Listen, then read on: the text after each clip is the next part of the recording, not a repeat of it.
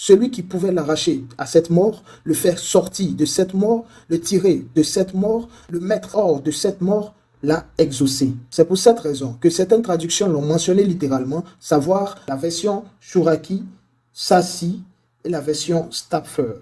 Et d'autres, à l'instar de la version Dabi, l'ont signifié dans leur note annexe, comme nous pouvons le voir. Arracher à, préserver de, sortir de, soustraire à, tirer de. Le Larousse nous précise, soustraire quelqu'un, un groupe, quelque chose à un danger grave ou mortel, les préserver de ce qui les menace. On a arraché à, pour faire court, soustraire, tirer. En un mot, il s'agit de faire sortir quelqu'un ou quelque chose d'un point à un autre, d'un état ou une situation actuelle à un autre état ou une autre situation. Traduit par la préposition de, selon le texte. Quelle est donc la nature de ce mot et que signifie-t-il? Nous lisons dans le Strong 1537 qu'il s'agit d'une préposition dénotant une origine, c'est-à-dire le point d'où l'action ou le mouvement procède, de, hors, d'un lieu, du temps, d'une cause, littérale ou figurative. Ce mot, régissant le génitif, désigne aussi bien la sortie ou l'émission hors d'eux, venant d'eux, que la séparation de quelque chose avec lequel il y a eu une connexion étroite. Utilisé aussi pour indiquer un mouvement émanant de l'intérieur vers l'extérieur, il est traduit par les mots de dehors, de parmi, à partir de, loin de, à l'extérieur de.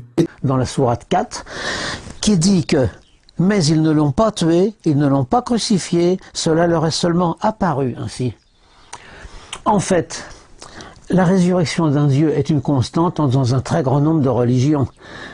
Dionysos, Mitra, Osiris, Adonis étaient tous des fils de Dieu, ils sont tous ressuscités au bout de 3 jours et sont tous montés au ciel. Un détail qui est intéressant à mentionner, c'est que l'évangile de Marc, qui est le plus ancien de tous, dans sa forme primitive, ignorait totalement la résurrection.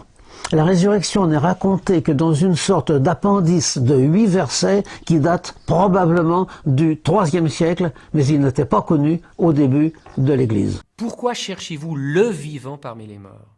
Eh bien, le vivant appartient au 3e langage de la résurrection. Nous sommes focalisés sur cette espèce d'alchimie corporelle qui fait qu'un corps revient. Et nous sommes convaincus que croire à la résurrection, c'est contresigner cet événement absolument unique et si difficile dont il est si difficile de se représenter les modalités quant au corps. Mais les premiers chrétiens utilisaient une pluralité de langages, une conception beaucoup plus large. Ils pouvaient donc affirmer simplement la vie de celui qui était mort, ou bien affirmer son exaltation, donc le fait que Dieu le reçoit.